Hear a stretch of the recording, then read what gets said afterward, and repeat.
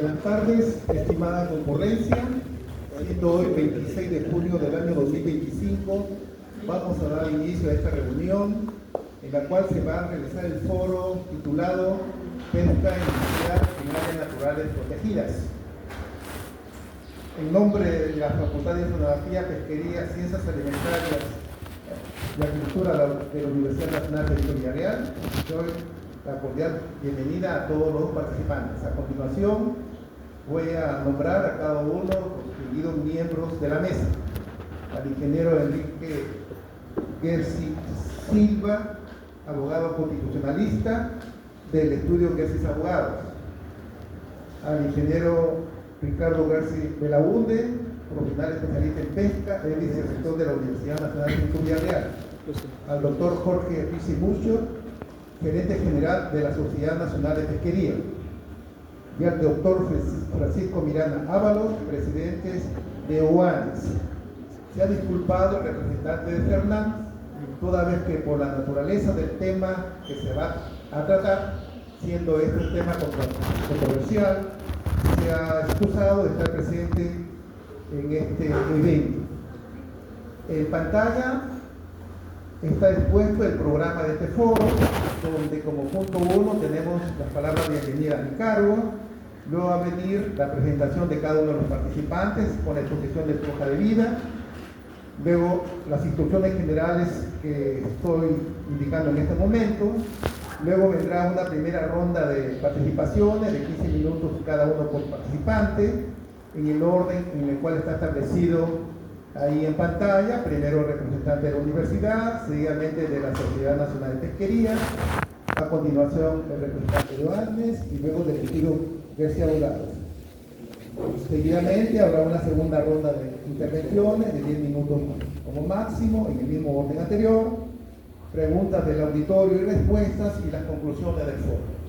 Entonces, en estos momentos vamos a presentar la hoja de vida de cada uno de los participantes.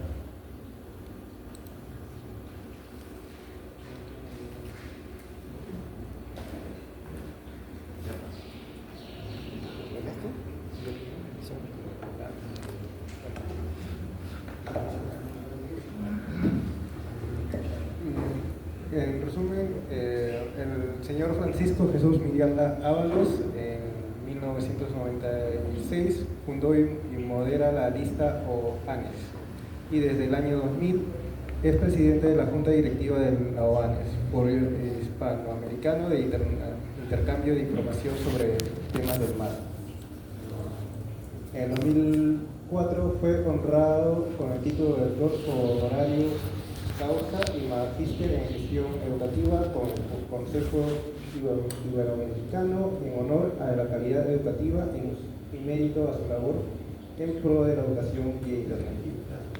Es consultor especialista en pesca con amplia experiencia en el sector privado. Ha viajado por América, África, Europa y Asia en diferentes misiones comerciales como gerente, director y consultor de empresas privadas peruanas y extranjeras. Actualmente, además de su labor como presidente en la Junta Directiva de la ONG OANES, dirige su propia empresa Consulting Trade and Agency, SAT, comercio internacional dedicada a la compra, venta e intermediación de productos hidrobiológicos con más de 30 años de experiencia. También es director del Instituto Humboldt de Investigación Marina y Acuícola y vicepresidente del Comité Directivo de los Centros de Innovación Tecnológica CITEC de Hilo, Callao y Piura, permanecientes a la red de CITES del Instituto Tecnológico de la Producción, Ministerio de la Producción. Es buzo, practicante de pesca subacuática a pulmón a lo largo de la costa peruana desde hace más de 45 años, llegando a ser buzo de primera categoría en la Federación Deportiva Nacional de Actividades Subacuáticas.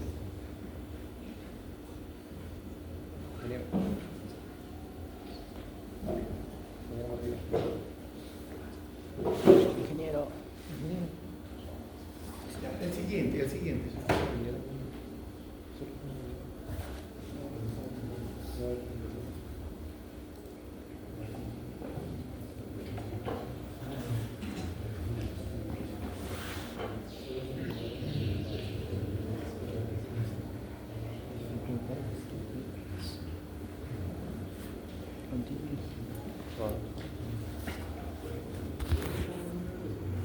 Bien, voy a dar la palabra a la integrante, cada una.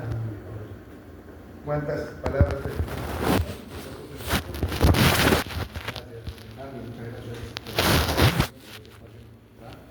Mi nombre es Jorge Risi, yo soy gerente general de la Sociedad Nacional de Pesquería. Soy abogado de profesión, magíster en Derecho de la Empresa por la Universidad Católica, un abogado por la Universidad Católica. He desempeñado diversos cargos públicos en instituciones del Estado, he laborado como asesor de la producción, asesor del Ministerio de Turismo, jefe.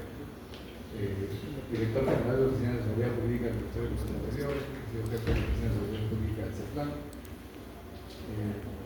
Me he desempeñado como director en diversos espacios de organizaciones. Hoy día, y desde hace 12 años, ejerzo el cargo de gerente general de la sociedad.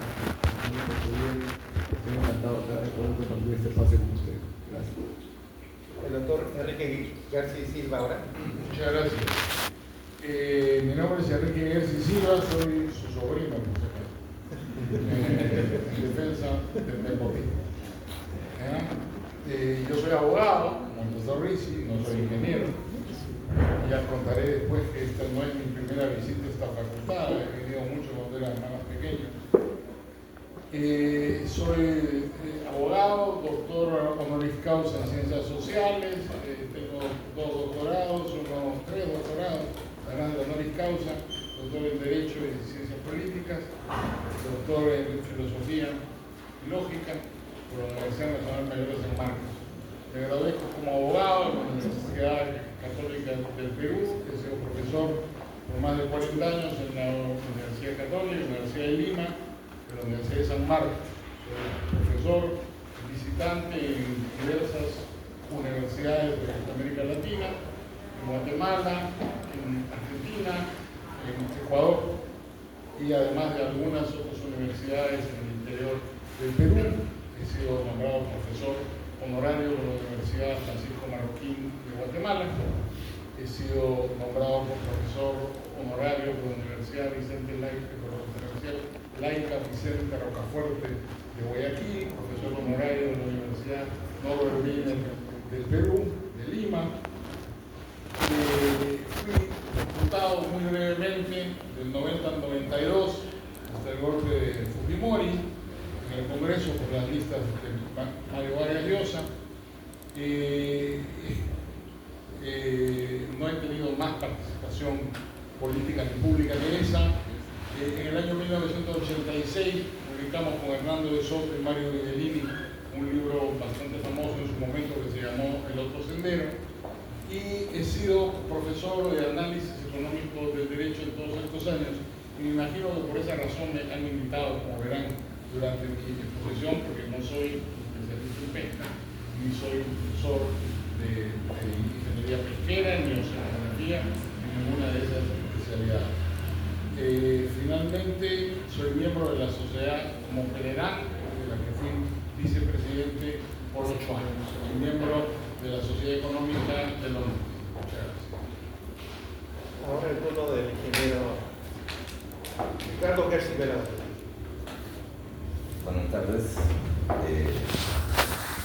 Tengo la profesión de ingeniero pesquero, y como siempre digo, soy ingeniero pesquero y soy agraciado. Si no fuera ingeniero pesquero sería desgraciado. Pero tengo 55 años en la docencia, no solamente en la universidad, sino también en secundaria, antes de ser ingeniero pesquero. Yo soy asesor de mantenimiento de pesquería y consultor de muchas empresas pesqueras. No tengo todos los galardones que tienen quienes me han precedido, pero sí me constituyen, siempre me dicen que soy el más viejo en la profesión, y queda por ahí. No sé si en la profesión veo muchas caras conocidas, y para mí es toda una satisfacción estar, como todos los días, junto a mis alumnos acá de partir.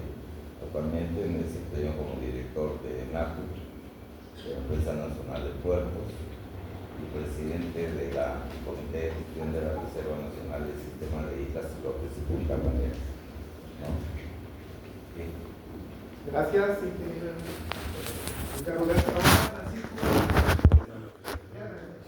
Bien, quiero precisar que a este evento ha sido invitado también la ONG Oceana Perú, con la cual he tenido entrevista personal en su oficina aquí de la Avenida del Ejército, y nos pidió la relación de los participantes a este foro, cuál iba a ser la mecánica, pero no ha respondido hasta el momento, ¿no? Quiero decir que fue la primera organización a la cual contactamos para este importante evento.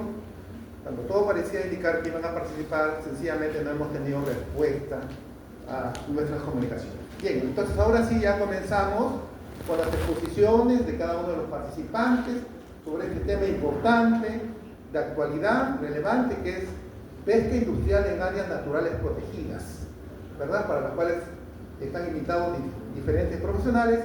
Y vamos a comenzar con el representante de la FOCA UNFB, el ingeniero Ricardo Gersi Pelamos. Tiene mucha palabra, ingeniero.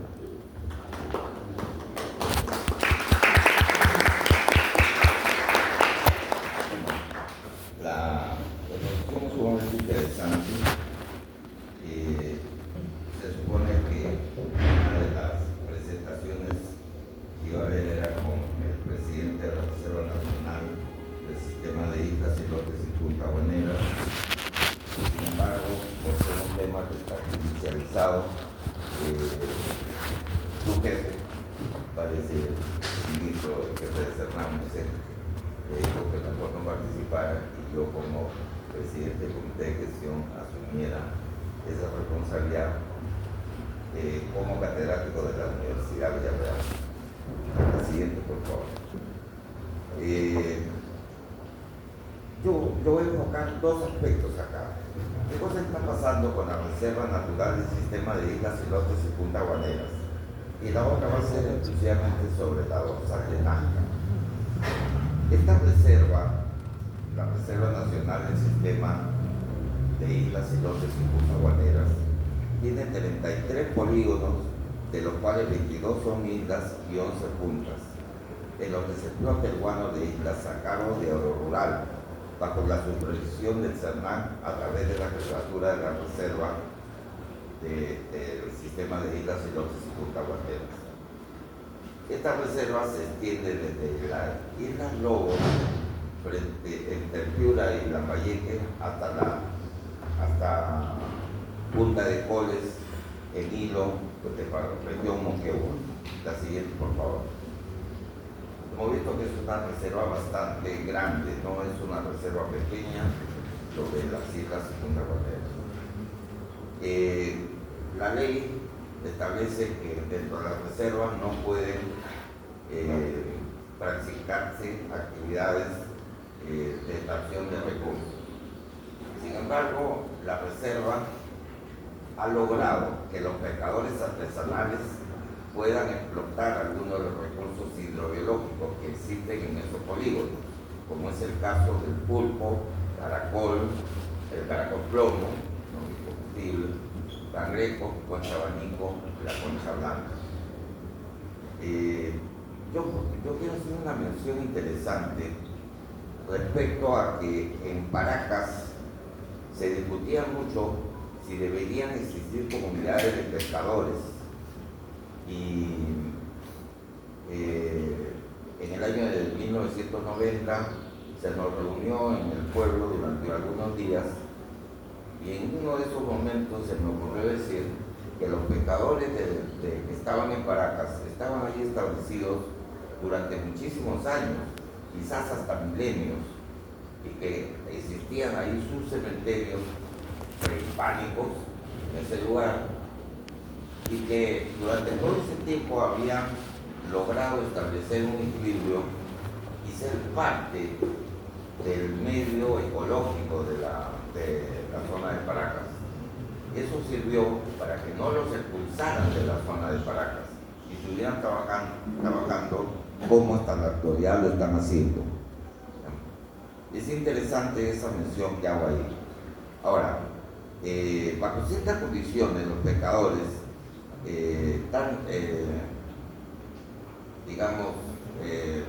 pueden ser formales y firman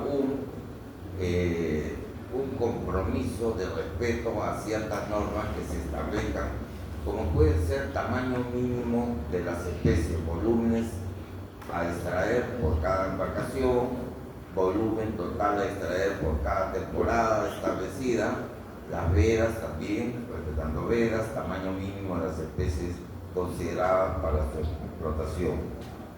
Eso les ha permitido, y ese compromiso les ha permitido en ciertos lugares como el Puntecoles, como es las Islas Chincha, como es Guañape y algunos otros lugares, incluso en las islas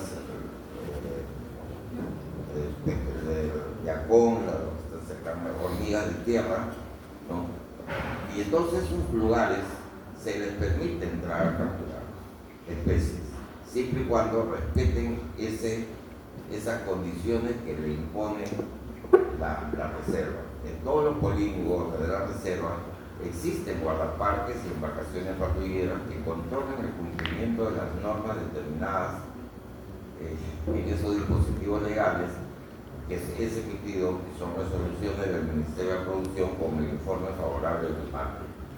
Entonces, ya vemos un antecedente de que en las zonas que son de estas reservas sí se puede hacer una práctica de queda siempre y cuando se respeten las normas establecidas.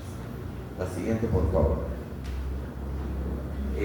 Hablar un poco de la Reserva Natural de la Dorsal de Nazca, que fue creada para conservar una muestra representativa de los ecosistemas marinos asociados a la zona dorsal de Nazca, que se encuentra en el dominio marítimo peruano, contribuyendo a la conservación de la biodiversidad nacional e incrementando la representatividad del Sistema Nacional de Áreas Naturales protegidas por el Estado peruano, no sea SINAPE. Lo que pasa es que el Perú necesitaba acreditar que tenía una cierta extensión de su territorio bajo protección desde el punto de vista de conservación de la naturaleza. La siguiente, por favor.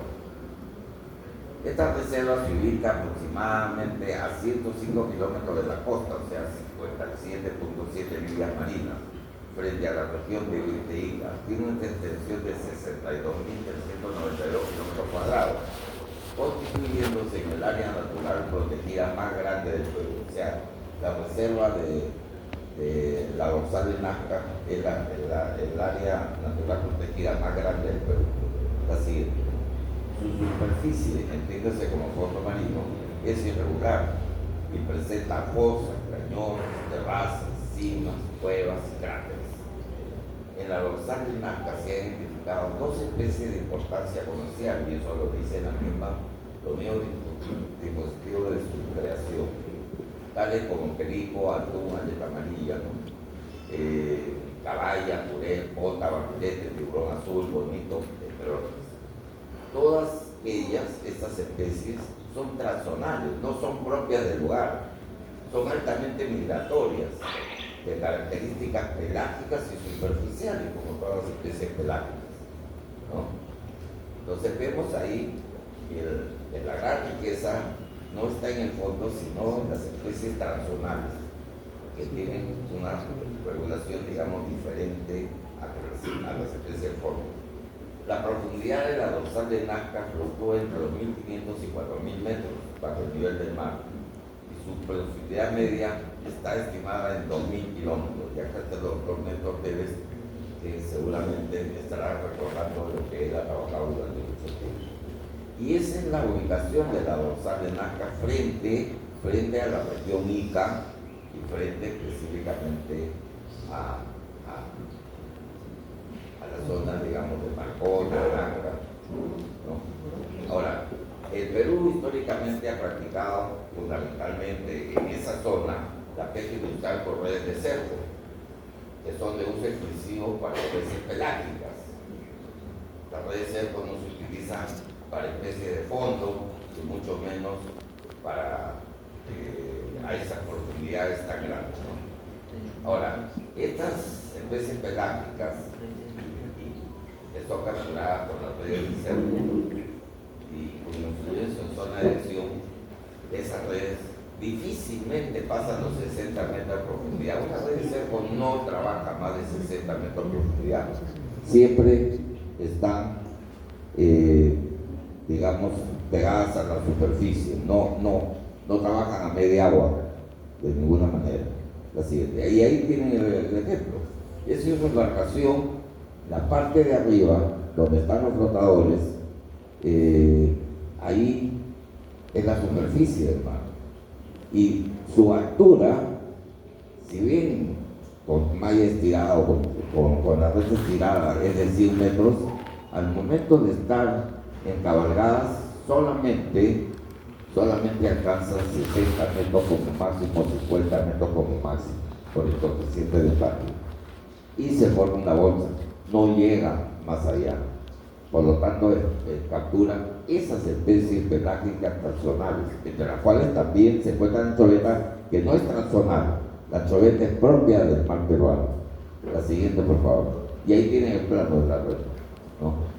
Es una red de cerco, anchovetera, para pescar especies que están muy cerca de la superficie. La siguiente. Y viene una bolsa de anchoveta, justamente ha capturado las especies cerca a la superficie. La siguiente, ahí lo mismo, pueden ver que la red está en la superficie, no es una red de fondo, no es una red de arrastre, es una red de cerco, en bolsa el pescado y nada más. La siguiente, y este es otro arte que también se puede utilizar en esa zona, y que es un espinel, de la boya naranja hasta donde está la línea madre, no tiene más de 50 metros. Y ahí lo que se captura básicamente el perico es atún, puede ser pez espada y especies, digamos, costeras. Vale la pena mencionar que los espineles a veces pueden capturar tortugas.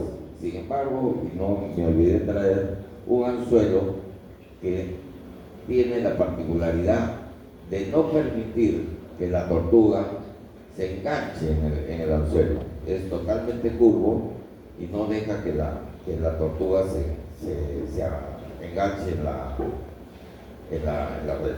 Ahora, en la red de cerco hay algunas especies que fugan de ella, ¿no? Que se van.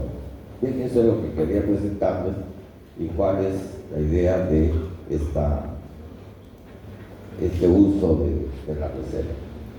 Gracias, señora.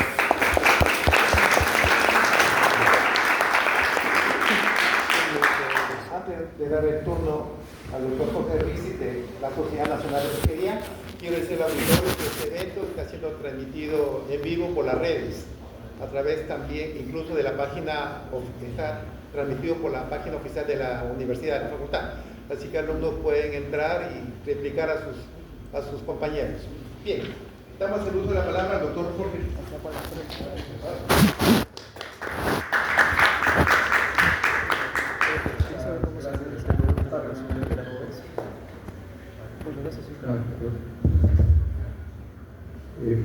Yo quiero entrar un poquito más a la parte conceptual, siguiendo la exposición del ingeniero, que bien ha abordado el tema de qué son las áreas naturales protegidas, y eso es lo que tenemos que entender. ¿Qué es un área natural protegida?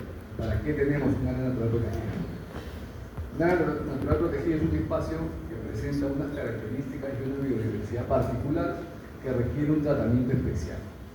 Y así es como se reconocen, y así es como se identifican, y así es como posteriormente se regulan y se tratan.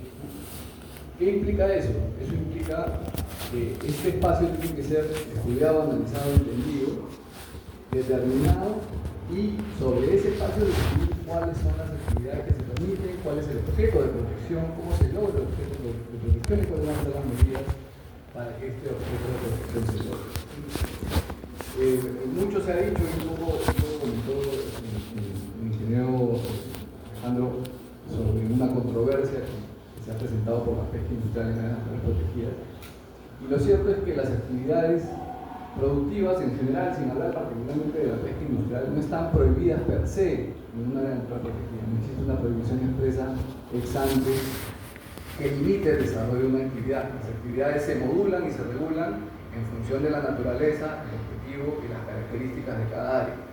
Muy bueno el ejemplo que acaba de presentar el ingeniero en el caso de la dorsal de Nazca, por ejemplo. Eso es un área natural protegida, la más grande que creo que tiene el Perú en el mar, donde lo que se protege son unos montes submarinos que pueden encontrarse hasta 4 kilómetros por debajo de la superficie del mar, ¿no?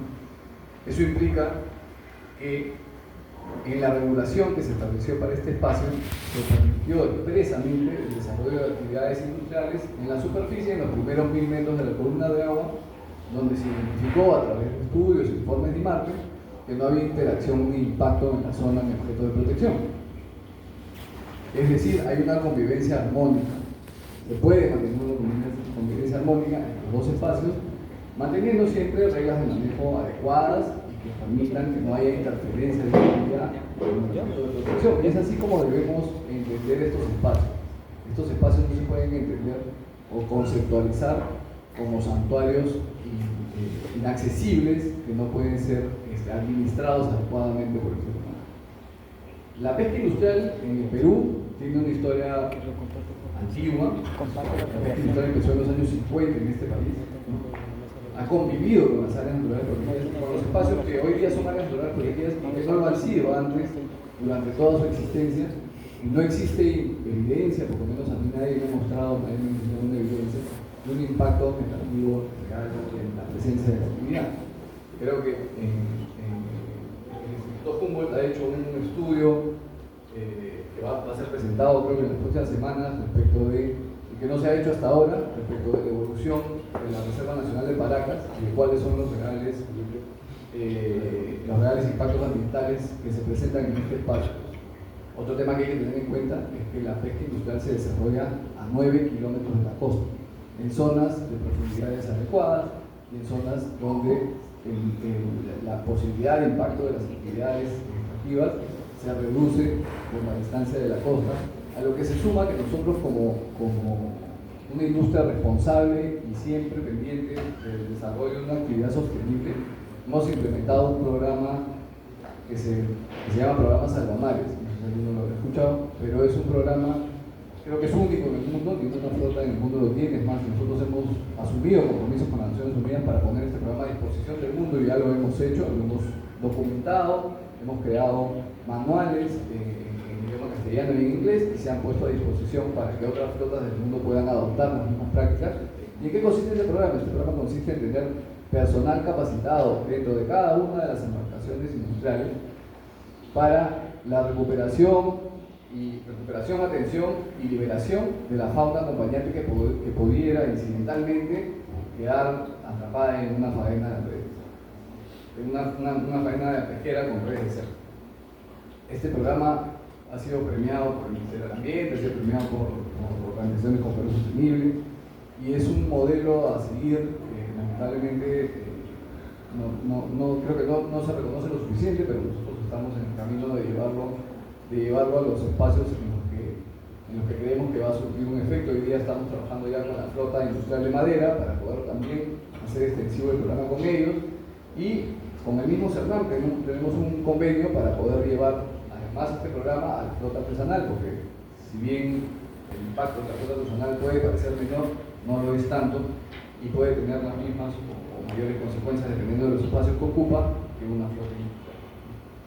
Entonces, lo que sí me interesa transmitirles y que creo que es importante entender es que la regulación debe adecuarse, la regulación de una área natural protegida y la concepción y el espacio de administración del área natural protegida debe adecuarse a la realidad del área. No debemos partir de conceptos preestablecidos para un espacio que aún no conocemos cómo se va a regular ni qué cosas queremos regular. Y es ahí donde creo que existe esta distancia de conceptos entre los que de repente defendemos el desarrollo de la libre empresa, el desarrollo de las actividades productivas en armonía con el medio ambiente y aquellos que tienen una visión distinta de las cosas que creen o pretenden que con las prohibiciones van a lograr mejores resultados que con la armonización de las actividades, cosa con la que no coincidimos. Es importante tener en cuenta también que no solamente esto es un concepto que yo estoy trayendo acá, es un concepto que está ya regulado a nivel internacional. O sea, los instrumentos internacionales, en concreto, con un par de citas. Por ejemplo, el convenio sobre la diversidad biológica, ¿no?, que es del año 1993, establece las bases internacionales de conservación. Su decisión 14.8 de 2018 reconoce las otras medidas efectivas basadas en áreas. Estas son las OMEX, que es un modelo de manejo que promueve la FAO y que impulsa la FAO, que lamentablemente no ha tenido, creo que la debida difusión por una tendencia más conservacionista hacia querer promover que las áreas naturales protegidas es el único mecanismo de manejo viable, cuando no es el único que existe y creo que no es el más pertinente. Y estos espacios, las ONEX, permiten actividades como la pesca industrial siempre que estas estén reguladas y produzcan resultados adecuados con los objetivos de la reserva, ¿no?, con los objetivos del espacio que se quiere proteger. La FAO, ¿no?, promueve el enfoque ecosistémico de la pesca, reconociendo que las actividades pesqueras pueden mantenerse en áreas protegidas si están sujetas a evaluación científica, monitoreo y manejo adaptativo. Tengan en cuenta que, aunque no les parezca así, la actividad pesquera industrial peruana es una de las actividades más reguladas que yo he visto en el mundo. Cuando yo voy con las experiencias peruanas a otros espacios, a otros países, en espacios en los que participamos también como Estado privado, o sea, como país pesquero, se quedan sorprendidos del nivel de control, del nivel de implementación de las medidas del Código de Conducta de la FAO que tiene Perú respecto de otros países. Eso a lo que se suma el nivel de investigación y profundidad que tiene la ciencia peruana respecto del conocimiento de los principales recursos en el mar, ¿no? Tenemos un instituto del mar sólido, solvente, reconocido a nivel mundial, que tiene, creo, todas las capacidades para poder determinar de manera clara y con información suficiente cómo administrar los recursos pesqueros en el Perú, ¿no? La Unión Internacional para la Conservación de la Naturaleza clasifica las áreas naturales protegidas en categorías. La categoría 4 admite el uso sostenible de los recursos naturales, incluida la pesca industrial, y contribuye a los objetivos del espacio que se quiere conservar. Entonces, el marco internacional, la naturaleza de las áreas naturales protegidas y el concepto de desarrollo sostenible de las actividades nos llevan a buscar y a promover una administración de estos espacios que permita la armonización de las actividades. Con esto no quiero decir que siempre va a poder haber pesca industrial en las áreas naturales protegidas, los espacios de esta naturaleza. Por ejemplo, en el caso de las islas no es viable. En el caso de las islas, los fondos y la naturaleza de las islas no lo permiten. Y además, bueno, es un espacio que inclusive ni siquiera tiene conexión con la pesca industrial, porque está en espacios dentro de las 5 millas, ¿no? Pero a lo que voy es, tenemos que entender cuándo se puede, cuándo no se puede, por qué se puede, hasta qué nivel se puede, y cómo lograr los mecanismos para que haya una armonía entre el desarrollo económico, el desarrollo social y la conservación del medio ambiente, que es lo que todos queremos para el futuro en nuestro país y del mundo. Y creo que eso es lo relevante, eso es lo importante, creo que es algo que tenemos que manejar conceptualmente. Nosotros ya hemos abierto un espacio de diálogo con el MINAM para abordar estos temas. Hemos sido con mucha receptividad de parte del Ministerio de Ambiente y en ese camino estamos en el camino del diálogo, en el camino de la construcción de conceptos, de la construcción de información, del manejo técnico, del manejo basado en ciencia, que es, creo que, a lo que todos deberíamos tender, más ustedes, algunos de esta facultad, la facultad más antigua del mundo, de ingeniería pesquera, deberían promover, deberían estar enfocados en. Ese es el camino no es el entrenamiento, no es los postulados absolutistas, eso lamentablemente no funciona ni en esta ni en una sociedad. Lo importante es construir la información, tener la evidencia, y con la evidencia y la ciencia poder regular las actividades de la forma que se genere la armonía y el desarrollo de todos los estados. con eso creo que concluyo. Muchas gracias.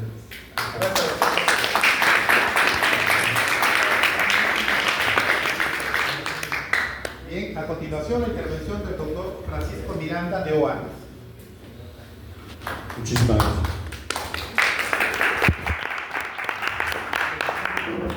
Yo lamento mucho que no hayan estado representantes del SONAM, el ingeniero Gersi nos ha adelantado algo formalmente, y tampoco representantes de los otros grupos, porque estamos en un foro académico donde hay estudiantes y las posiciones tienen que ponerse en ambos lados para que sea el criterio profesional de un estudiante el que forje su profesión, ¿no?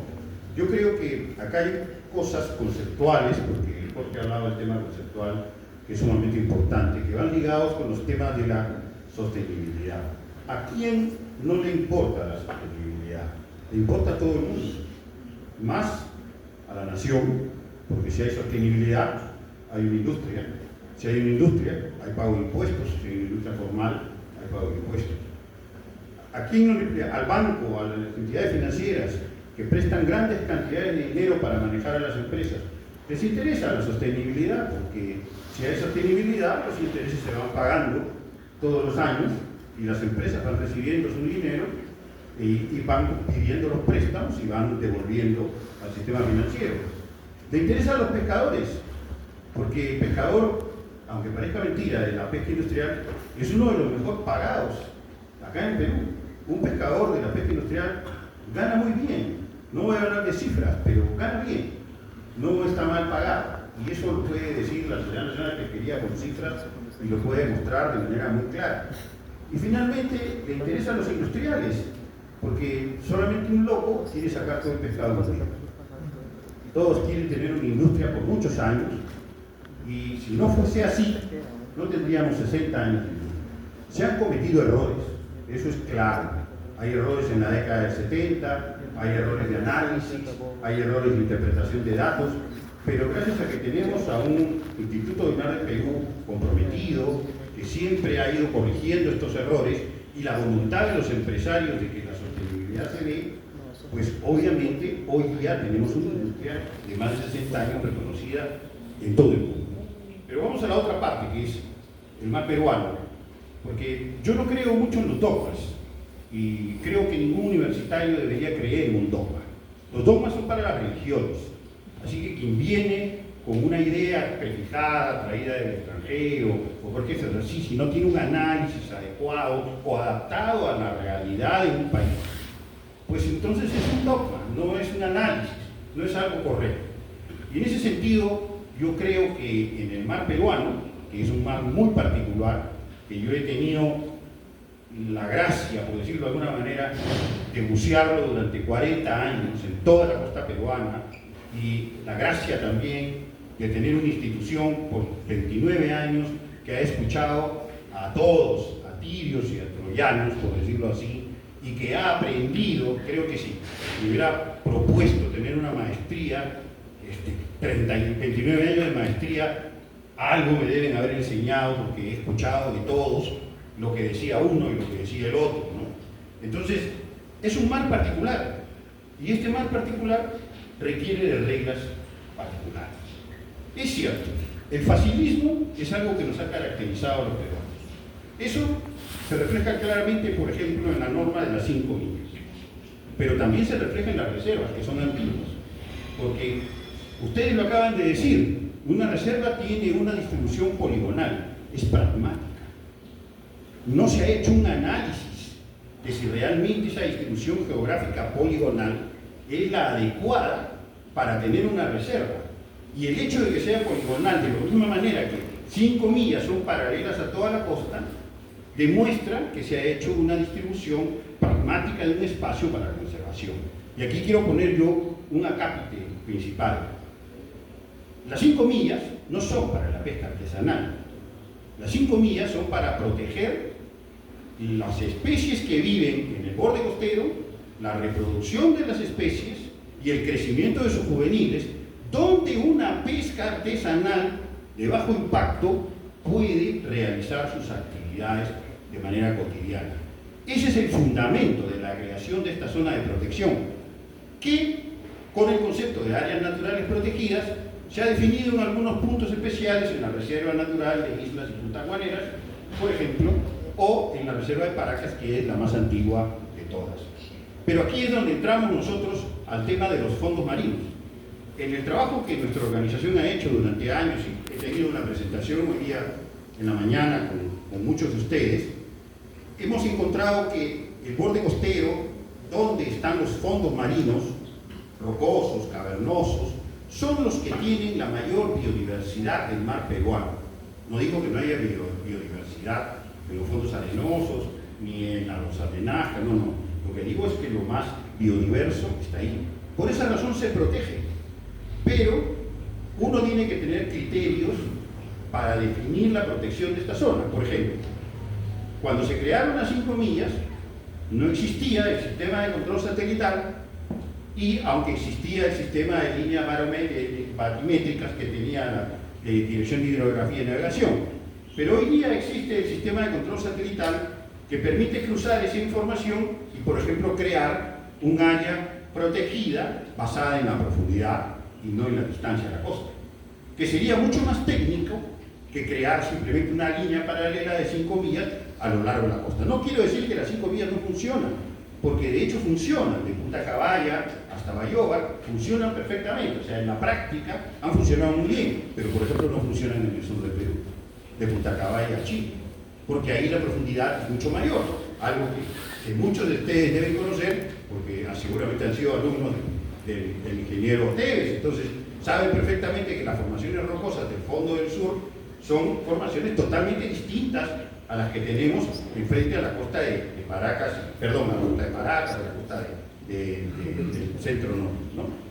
Entonces, tener un área marina protegida, si uno va con una idea dogmática, quiero tener el 10% de áreas marinas protegidas, quiero tener el 30% de áreas marinas protegidas, para un mar particular, reglas particulares. ¿Por qué tengo que hacer 100% caso a las recomendaciones que me da las Naciones Unidas? Que, ojo, son recomendaciones, no son otra cosa más que eso.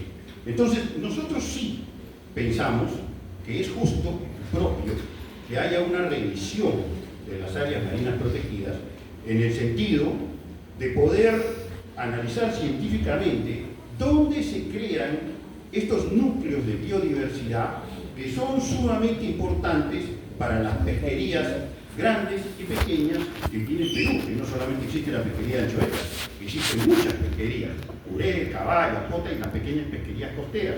Entonces, si ya tenemos la ciencia, creo que no hay un país que tenga tantos ingenieros pesqueros en el mundo como el Perú, y lo digo porque me he paseado por 16 universidades, de las cuales muchas son nacionales, que forman ingenieros pesqueros, biólogos pesqueros, acuícolas y además ingenieros de medio ambiente. El Estado durante años se ha preocupado por formar profesionales de la pesca, porque sabe que ancestralmente la pesca es fundamental para el Perú. Y si es un recurso fundamental, que ese es otro punto de vista importante, porque algunas personas, generalmente biólogos, consideran que los animales del mar son especies por estudiar, mientras que los ingenieros pesqueros pensamos que son recursos. Y este es un concepto muy importante, que además debe ser definido dentro de las ODS, porque si se dan cuenta, la ODS Hambre Cero es la número 2, y la ODS Vida Submarina es la número 14. Hasta en el orden lógico de la secuencia de respeto de las cosas que tenemos que hacer, nos priorizan la forma en que debemos concebir esta manera de reorganizar nuestras áreas marinas protegidas. Nosotros tenemos nuestra propia idea, la hemos expuesto en múltiples editoriales, creemos que debe haber una reformulación, creemos que las áreas marinas protegidas deben ser una expansión de la Reserva Nacional de Islas y Punta Guaneras, mucho más regulada, mucho mejor estructurada. Sí creemos que puede haber una reserva en la dorsal de Nazca, por debajo de los 2.000 metros de profundidad, por los argumentos que el ingeniero Gersi ha dado, aunque el ingeniero, entre nosotros, se olvidó usted bacalao de profundidad, que bueno, está pues a los 1.000 metros de profundidad, y la quimera y otros recursos, ¿no? Que también son recursos que hay que proteger, Y en el caso de la reserva de Mar de Grau, que tiene pues el Banco de Máncora, que también tiene ligazón con los fondos marinos. Como ustedes se dan cuenta, si estudian biológicamente el mar peruano, la relación de los fondos marinos, ya sea a profundidad o ya sea en el borde costero, es lo que determina de alguna forma la abundancia de biodiversidad. Y este es un concepto que tiene que ser tomado en cuenta, y por eso me apena mucho que no haya profesionales del CERNAM y no haya profesionales opositores a estas ideas para que les escuchen, porque creo que los profesionales de la pesca en el Perú tienen mucho que decir, y no solamente a un señor que se sienta y a leer las 50.000 opiniones todos los años del Foro ANES, sino a los muchos profesionales que realmente saben mucho de pesca y de acuicultura en el Perú y que pueden ustedes ver diariamente y conocer y comprender. Tenemos la capacidad para hacer nuestra propia ciencia y nuestras propias regulaciones, y los abogados deben ser capaces de interpretar estas necesidades de la manera adecuada. Y lo que es pasado, pasado fue, pero no está escrito en piedra, puede reformularse. Eso es básicamente nuestra idea.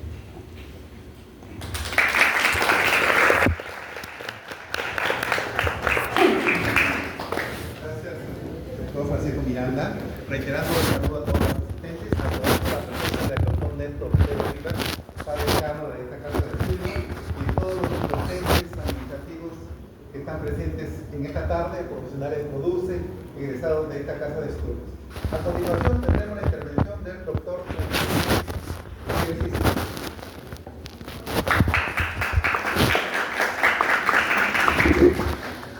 Muchas gracias. Quiero en primer lugar agradecer a la facultad por esta invitación, a todos ustedes por su presencia y muy particularmente a mi tío Ricardo, es hermano de mi padre, el último hermano vivo de mi padre, hombre, que queda, solo hay una hermana más. Y es para mí particularmente emocionante estar en la facultad el día de hoy por una razón. Mi tío Ricardo, les contaré una historia. Mi tío Ricardo, cuando yo era menor que ustedes, trató de convencerme de ser ingeniero pesquero. Ya su hermano, mi padre, Enrique, había fracasado tratando de convencerme de ser psiquiatra. Deben haberlo hecho muy mal porque había sido abogado, ¿no? Pero la verdad es que mi tío me trajo a esta casa de estudios. Yo no había ingresado todavía a la universidad, yo llegué a ingresar a Villarreal, el puesto número 4 para la geografía. Él se molestó conmigo porque no postulé ingeniería.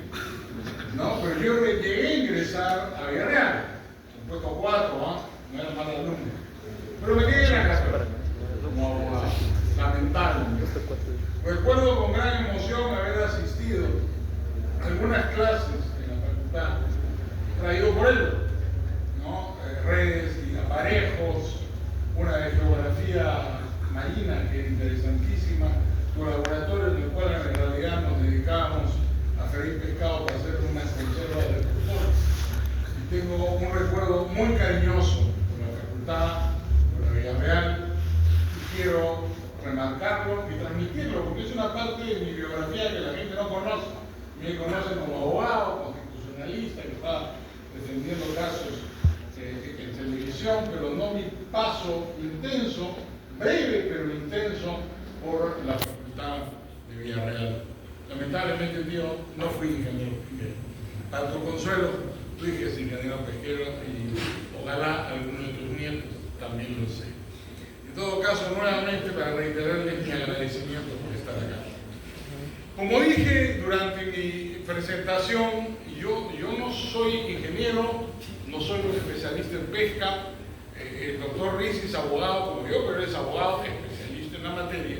Yo he sido profesor de análisis económico del derecho por muchos años. Entonces, interpreté la invitación que me hicieron con mucho aprecio desde el punto de vista de un profesor de análisis económico del derecho. Yo quería empezar haciendo una breve exposición, porque sé que el tiempo es limitado y voy a tratar de limitarme a él.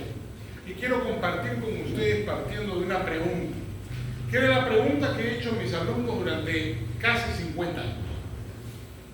¿Por qué las gallinas no se extinguen y sí se extinguen los elefantes, o en este caso, ya que estamos en una facultad de pesquería, ¿por qué se extinguen los peces? Hay muchas respuestas, pero yo quisiera proponerles a ustedes, pasamos a la siguiente, por favor, la respuesta siguiente: las gallinas no se extinguen porque son de propiedad privada, los elefantes y los peces se extinguen porque no lo son. Y quisiera explicar a lo largo de los siguientes minutos las razones desde el punto de vista de la teoría económica del derecho, por las cuales la asignación de los derechos de propiedad sobre los recursos naturales permite no solamente su conservación, sino su preservación y su multiplicación a lo largo del tiempo. Y cómo la no definición de derechos de propiedad sobre los recursos naturales produce el sobreconsumo, su extinción y desaparición. A ese problema, los profesores de análisis económico del derecho lo llamamos el problema de la tragedia de los comunes. ¿Qué significa la tragedia de los comunes? Es una expresión que viene del inglés, un artículo muy famoso de Tragedy of the Commons, que lo que trata es de plantear, desarrollar el argumento siguiente: cuando un recurso no es de nadie, tiende al sobreconsumo. Una vez que es sobreconsumido, se extingue y desaparece. Cuando un recurso tiene dueño, el dueño regula su consumo, lo protege, lo reproduce y no desaparece, aumenta. La tesis básicamente es que la definición y asignación de derechos de propiedad sobre los recursos impide la desaparición de los mismos. Por favor, pásate a la lámina. Decíamos en el ejemplo inicial con las gallinas, que es un poco simple, pero básicamente esa es la idea: todo animal, toda especie que tiene dueño abunda, no desaparece. En cambio, las especies que no lo tienen, las vicuñas, por ejemplo, pueden sufrir eventos catastróficos y desaparecen. Cuando la propiedad está definida, ocurren algunas consecuencias económicas muy importantes. En primer lugar, se asegura su reproducción. En segundo lugar, se alinean los incentivos. Quiero explicar esto en una palabra. Cuando no hay derechos de propiedad definidos, los incentivos no están alineados. ¿Qué significa eso? Unas personas persiguen la conservación del recurso y otras es la sobreexplotación del recurso. El típico ejemplo de un parque. Tenemos un parque, no pensemos solo en especies vivas, un parque común y corriente. Si el parque no está enrejado, ¿qué ocurre? La gente sobreconsume el parque. Van al parque, juegan fútbol en el parque, hacen picnic en el parque, hacen fiestas en el parque y sabe Dios qué otras cositas más. ¿No? Eso produce un sobreconsumo del parque que va destruyendo el parque. Y como no es de nadie, sino de todos, nadie invierte en su preservación. Nadie lo riega, nadie lo cuida. El parque al final se destruye y termina siendo una pampa baldía. ¿Qué pasa cuando enrejas el parque? O pones un nivel mínimo de exclusión. Lo que pasa es que la gente comienza a ya no sobreconsumir el parque. ¿No es cierto? Hay ciertas reglas para el parque y hay siempre un grupo de personas que comienza a cuidarlo. De esa manera, el parque queda protegido. El resultado es que tenemos más parques, tenemos más gallinas, tenemos más especies cuando ellas tienen dueño. Tenemos menos cuando los recursos no tienen dueño. Por favor, la lámina siguiente. ¿Qué pasa en la pesquería, en los océanos? Los océanos son un bien común. El océano es de todos. Entonces, la amenaza con el océano es precisamente la tragedia de los comunes.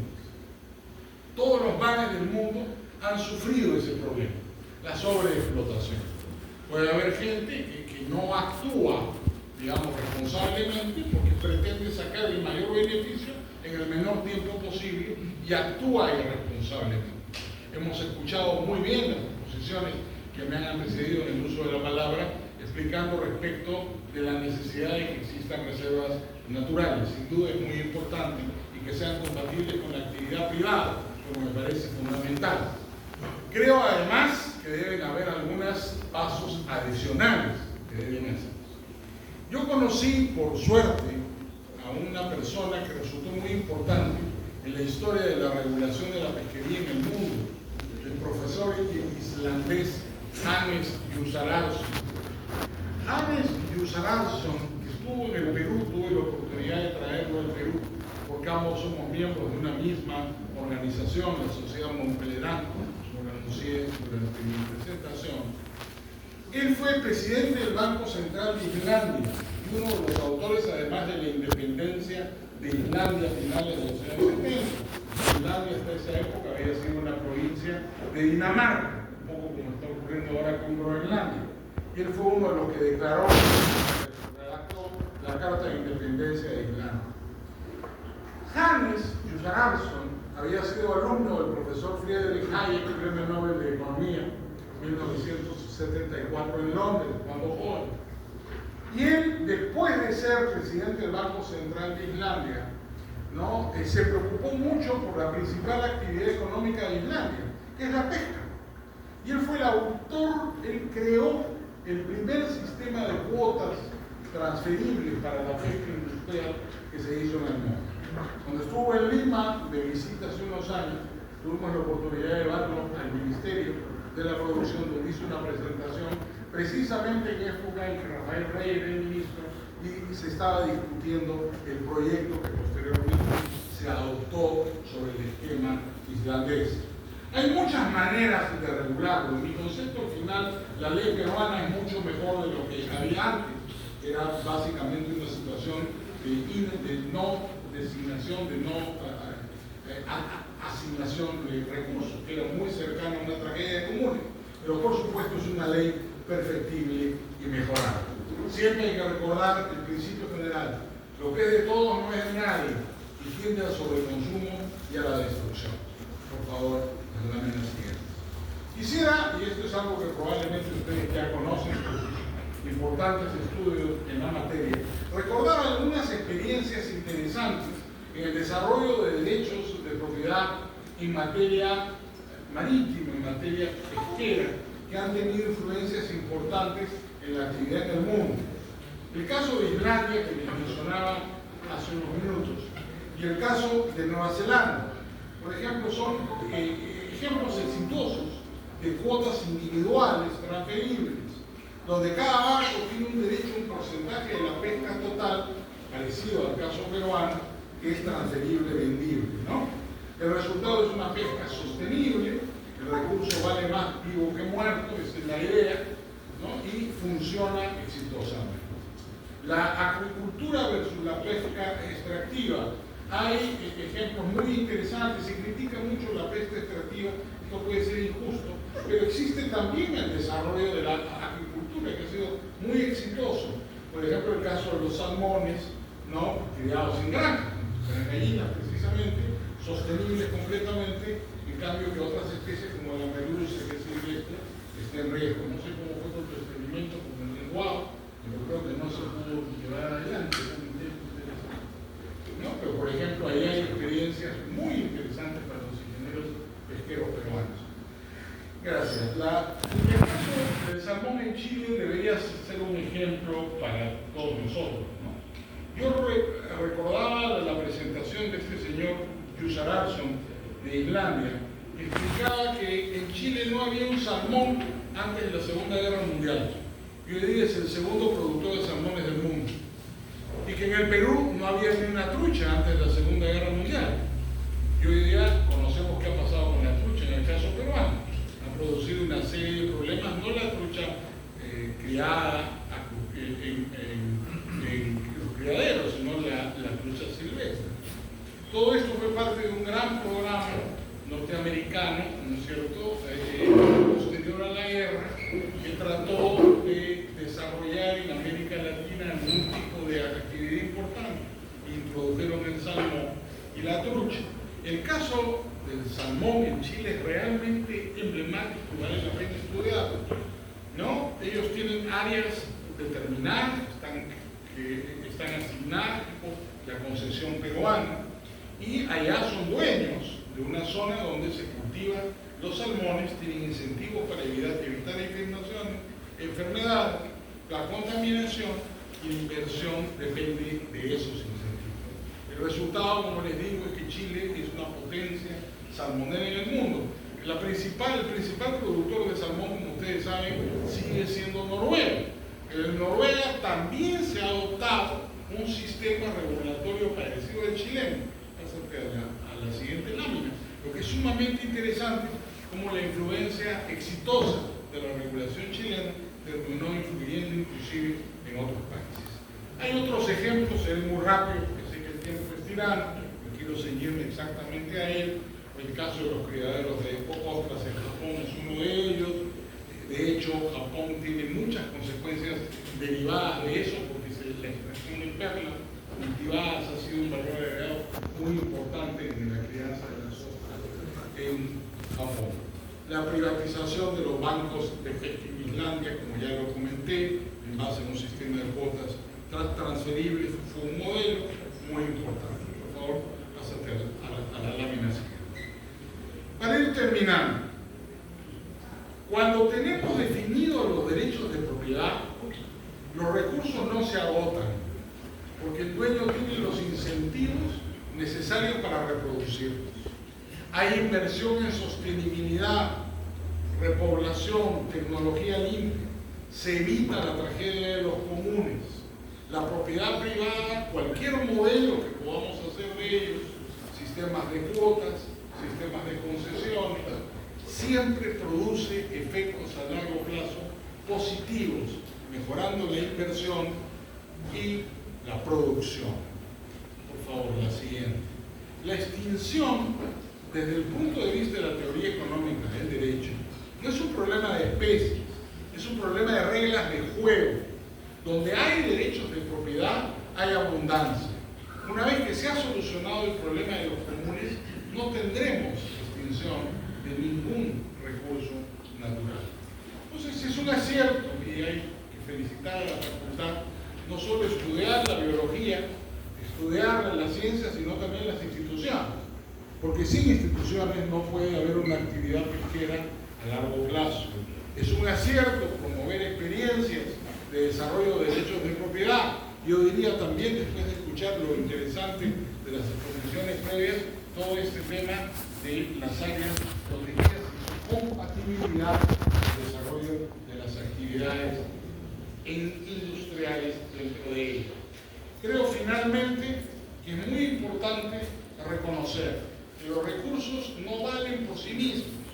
Un país no es rico o no es pobre por sí mismo. Muchas veces nos preguntamos en el debate público cuáles son las causas de la pobreza. En realidad esa pregunta es equivocada. La pobreza es incausada. La pobreza es el estado natural del hombre. Lo que tiene causas es la riqueza. Preguntémonos pues por las causas de la riqueza, no por las causas de la pobreza.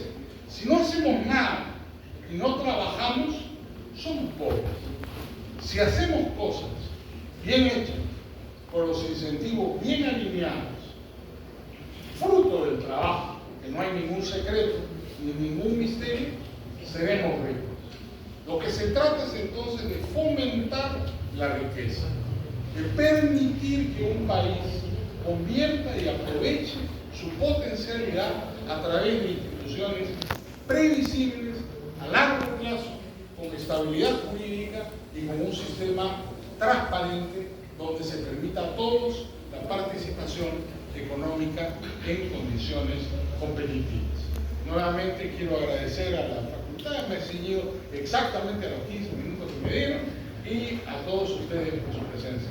Muchas gracias.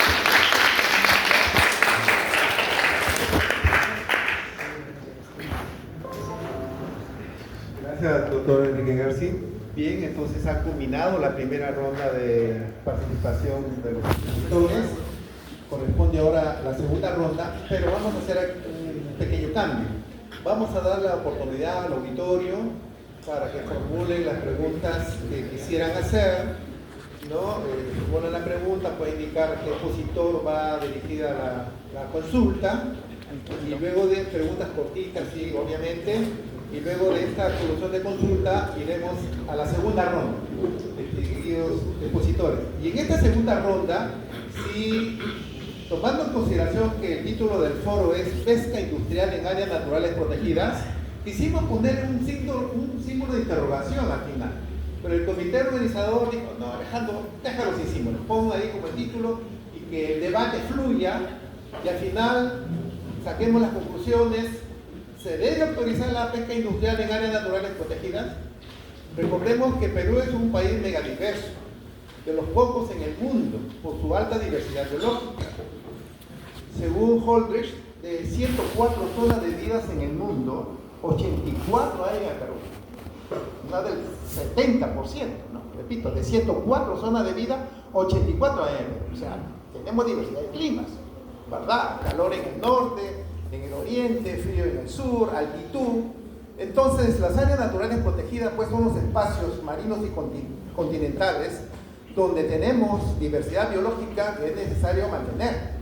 Pero la misma definición que da la ley de áreas naturales protegidas, que indica que las áreas naturales pues son espacios para conservar la diversidad biológica, permite que en determinados tipos de áreas naturales como la reserva, se permita la extracción de recursos naturales bajo ciertas regulaciones, obviamente, que es lo que sostiene los industriales pesqueros en esta controversia que hay con un sector de la sociedad que no está de acuerdo en que se autorice la pesca industrial en áreas naturales protegidas. Por esto es el objetivo de este foro. Y en esa segunda ronda voy a pedir a los participantes su opinión de si se debe autorizar la pesca industrial en estas áreas. Pero antes, la pregunta del auditorio, ¿algún participante desea hacer alguna consulta a los participantes expositores?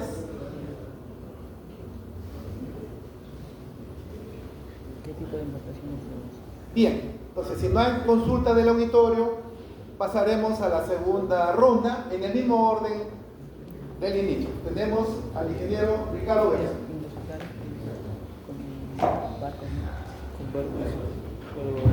Bueno,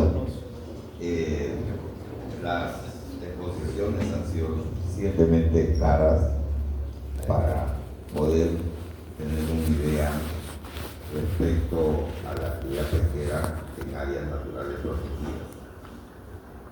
Una de las cosas que yo he podido escuchar y sintetizar, digamos, en este momento, es que la intervención del hombre puede ser negativas en el caso de la sobreexplotación de los recursos hidrobiológicos. Yo quiero ahorita indicarles unos datos interesantes. Saliéndome de la pesca industrial, después voy a tocar algo de la pesca industrial, pero a nivel de la pesca artesanal, nosotros tenemos 26.000 embarcaciones de pesca artesanal, de las cuales operativas hay 22.000. Estas embarcaciones trabajan 223 días al año y la capacidad promedio de estas embarcaciones como capacidad de bodega es de 3.5 toneladas promedio. Hay algunas que son mucho menos, podemos hablar de media tonelada, pero hay hasta 30 toneladas. Hablando de la pesca artesanal en embarcaciones menores de 30 toneladas. Si nosotros multiplicamos las 22.000 embarcaciones operativas, que cada día aumentan más, por 3.5 y por 123, podrían pescar 15 millones de toneladas al año. Y esto significa de que esta flota, que solamente está pescando para consumo humano, 500.000 de toneladas, porque se dice que la flota artesanal pesca 900.000 toneladas, ya, pero ahí también hay unas que se van a la pescanera, que se van a las pampas donde se seca la anchoveta, etc. Eso Esto significa que la capacidad de bodega útil solamente es el 3%. Hay un 97% de capacidad de bodega ociosa. Para nadie es un secreto que entrando acá nomás a Pugusana, toda la entrada de Pugusana está llena de astilleros que fabrican embarcaciones clandestinas, pero ni hablar pues de Parachique, ni hablar de Mimoscultura, de Constante, o de Puerto Rico, o de San José, o de Santa Rosa, y de todas las caletas de Perú, donde se fabrican cantidades de embarcaciones artesanales sin ningún control. Sin ningún control. Y eso lleva a una presión social para sobreexplotar el recurso. El pescado artesanal, por características, es individualista, no es colectivista. Pero en los últimos años hay cierto tipo de organizaciones que han logrado captar a los pescadores y les han dado facilidades para que construyan embarcaciones y siga creciendo la flota artesanal.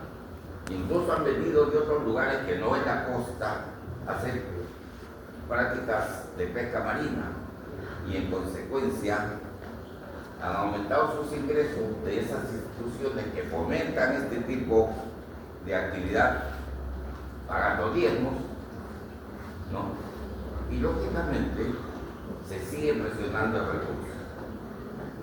Ahora, históricamente,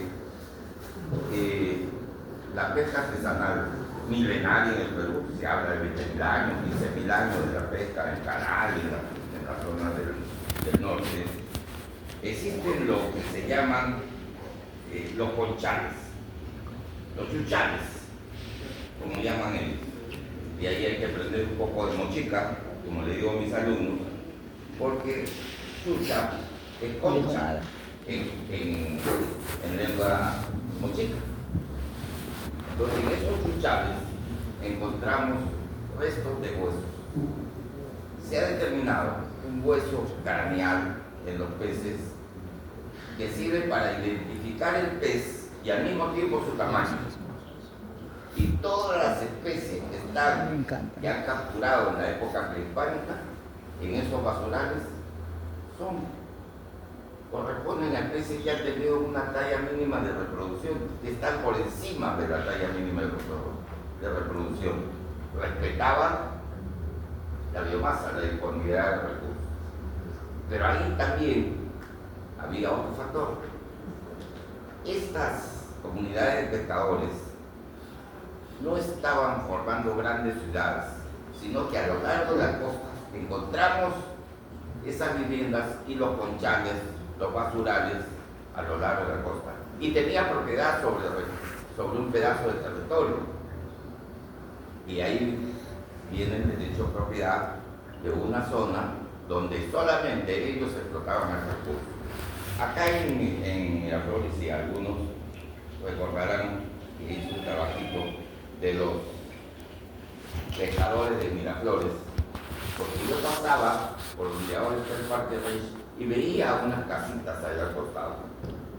Esas casitas eran de pescadores que antiguamente habían estado asentados, dedicados a la agricultura, pero con el crecimiento de la población se convirtieron en pescadores. Y yo pasaba por ahí, bajé, vi, me metí y me encontré que era una caleta de pescadores. Una caleta de pescadores en Miraflores, acá en los acantilados. Había todo lo necesario para identificarlo como una caleta de pescadores, hasta su barcito, su villarcito, y todo ahí, y sus redes y sus embarcaciones. Y tenía un territorio de la quebrada de Armendáriz, conversando ya con ellos, hasta la bajada de la Mar Bella en Magdalena, y 300 metros, 350 metros hacia afuera de la orilla. Y ese era su territorio, y tenía sus lanchitas abajo, como las tienen hasta ahora, al lado de la Rosa Náutica. Ahí hay unos botecitos, los que han estado en campeonato de pesca. pescadores, eso, que después con la urbanización y la creación del Parque Reis fueron trasladados a otro lugar por la Municipalidad de Miraflores, pero siguen pescando en esa zona. Y son dueños de ese pedazo. Y no permiten que otros se metan a pescar. Derecho a propiedad. ¿No? Y eso sucedía también en la época prehispánica. Ellos cuidaban ese pedazo, tenían dueños. Y los recursos que estaban ahí eran de alguien, no eran. Ahora, eso quería comentarles acerca de lo que escuchamos. Dijeron que me había olvidado del bacalao. No me he olvidado del bacalao. Hay que pensar lo siguiente. Me lo comí. ¿Que lo comió? Hay dos especies que están ligadas a mi actividad. El bacalao de profundidad, con la construcción de las 6 primeras embarcaciones de pesca artesanal, porque soy la vida, con el apoyo de Canadá, y para pescar bacalao, ¿no?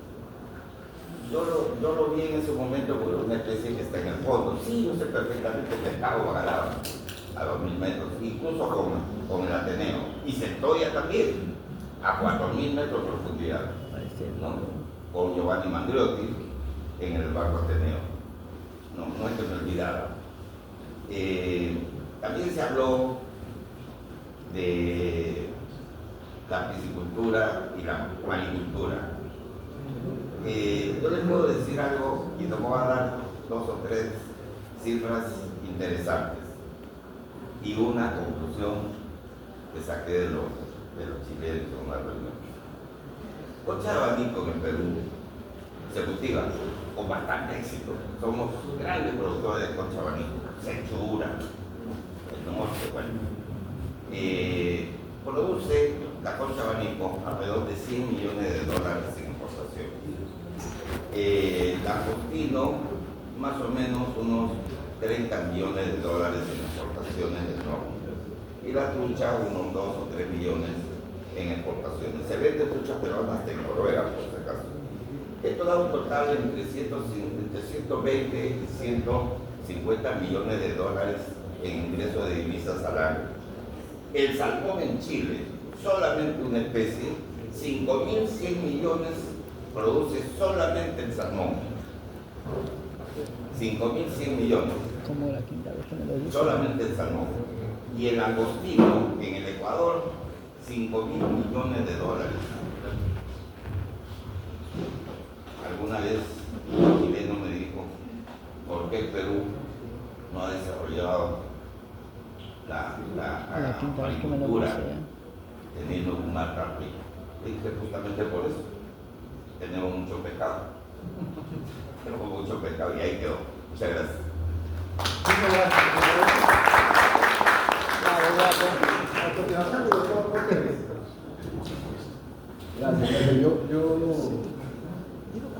aprovechando la conferencia del doctor Carlos,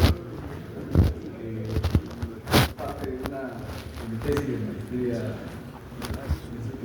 quería reflexionar un poquito sobre este tema de los derechos de propiedad. Y si bien también lo que he hecho la otra parte de la familia, en el mismo comentario, y el desorden que hay en la pesquería peruana. Nosotros tenemos con la implementación del sistema de cuotas en la captura del recurso de anchoveta, tenemos creo que una de las experiencias más exitosas de manejo sostenible de la biomasa más grande del mundo de un solo recurso. Y esto no lo digo yo, lo ha dicho la Universidad de Yale y Columbia en los 2 últimos Environmental Performance Index que han sacado, lo ha dicho la FAO, lo ha dicho el Banco Mundial, lo ha dicho la OECD. Y eso nos ha llevado a un estatus de aprovechamiento sostenible del recurso como tal. Nosotros mantenemos una biomasa de la anchoveta estable. En los últimos 10 años, el promedio de las biomasas de anchoveta superan los 9 millones de toneladas todos los años. Y el manejo que tiene este recurso y la administración del sistema de cuotas y la asignación de cuotas globales de captura implica que el dimensionamiento de la captura está enfocado en un mantenimiento ecosistémico del ambiente marino peruano, es decir, considera las necesidades del ecosistema dentro del cálculo de la captura, y la captura se limita y se dimensiona en función de mantener un equilibrio en el ecosistema, ¿no? Y creo que ese es el mejor logro y el mejor mecanismo que ha implementado el Perú para poder aportar a la sostenibilidad y al mantenimiento ambiental del ecosistema peruano. Lamentablemente, esta es una política que se ha quedado estancada en esa norma. Tenemos otro problema mucho más grande en todo lo que es la pesquería de menor escala y artesanal, que parte de uso de dimensionamiento monstruoso en la construcción de embarcaciones en los últimos 15 años, más o menos, que es la explosión y el crecimiento exponencial de la flota pesquera artesanal de menor escala, que hoy día, desde mi punto de vista, se vienen canibalizando en el mar. O sea, es decir, compiten cada vez más personas por la misma cantidad de recursos. El mar no nos va a dar más recursos. El mar tiene una capacidad de carga, tiene una capacidad de producción, y esa capacidad de producción tiene que ser y tener un equilibrio con la capacidad extractiva. Y eso no está ocurriendo con los recursos costeros, con los recursos que se dedica a la pesca artesanal. Y eso es en lo que debería enfocarse el futuro de la regulación pesquera. Hoy día me imagino que todos ojalá hayan tomado conocimiento y estén al tanto y estén revisando. El Ministerio ha publicado una política nacional de pesca. Se quiere aprobar una política nacional de pesca este año. El viceministro ha anunciado que se va a aprobar esta política en el mes de agosto. Yo voy por la página 120, son 280 páginas de la política. Y de lo que he leído y de lo que hasta ahora vengo recogiendo, creo que tiene serias deficiencias y no está abordando las reales problemáticas que aquejan el borde costero del Perú. Y es importante que todos opinen sobre eso. Pero digamos, no estamos utilizando las lecciones aprendidas para llevar la pesquería peruana a un siguiente nivel, y eso es lo que nos debería preocupar. Si las áreas naturales protegidas son importantes o no, seguramente son importantes, no son la solución a los problemas. Lamentablemente es una realidad social como la peruana, de ninguna manera son la solución a los problemas. O sea, lo vemos en la minería ilegal, ¿no? La minería ilegal depreda y destruye bosques que son en algunos casos colindantes con santuarios y están en espacios donde supuestamente pues hay algunas o ciertas reglas de manejo, debe haber ciertas reglas de conservación, pero eso es irrelevante para el caso. Hemos visto el caso de las minas de Naca o de los mineros están ingresando en los espacios de protección cultural. Entonces, en un país que tiene, digamos, la realidad que nos involucra a nosotros como sociedad, tenemos que buscar medidas más racionales, más efectivas para lograr los objetivos de sostenibilidad que todos queremos. Ya lo decía Francisco, todos queremos sostenibilidad, eso es una tarea de todos, digamos, no lo sé si parece defensa civil, pero eso es, ¿no? Es una tarea de todos, pero tienen que ser mecanismos que realmente aborden los objetivos. El hecho de crear un espacio, tú dices que nadie puede entrar, no quiere decir que un país donde nadie va a entrar. Más allá de eso, ya entrando un poquito a la pregunta que hiciste, hermano, no sé si la pregunta es se debe o no se debe permitir la pesca industrial, porque por regla no está prohibida, ¿no? Por regla la pesca industrial no está prohibida en las áreas protegidas, es una actividad que por defecto debería poder realizarse, pero sin embargo, como bien señalaste, como dice la ley, tiene que ser regulada y administrada de acuerdo a las condiciones que se tienen que cumplir para ese espacio particular que se va a conservar y que se va a proteger y que tiene que tener un manejo armónico con las actividades que se desarrollan. Eso implicará una serie de divergentes en capacidad de manejo. Puede ir efectivamente desde la prohibición, pues podría darse el caso de que no sea compatible la actividad con el área, como puede darse el caso del permiso parcial, digamos, o sea, cierta cantidad de embarcaciones, cierta capacidad de carga, como el permiso total, como es el caso de Rosales Nazca, donde no hay interferencia, donde simplemente ambas actividades pueden coexistir. Pero la regla escrita es que no está prohibido. La regla escrita es que hay que evaluar cómo se administra, cómo se maneja. Eso creo que nosotros venimos poniendo y defendiendo en diversos espacios, y es lo que dice la Constitución Nacional y lo que corresponde desde el punto de vista técnico científico. Entonces, eso es un poco lo que yo quería de repente agregar a la conversación, y ustedes como alumnos y futuros ingenieros pesqueros, sí los invito de verdad a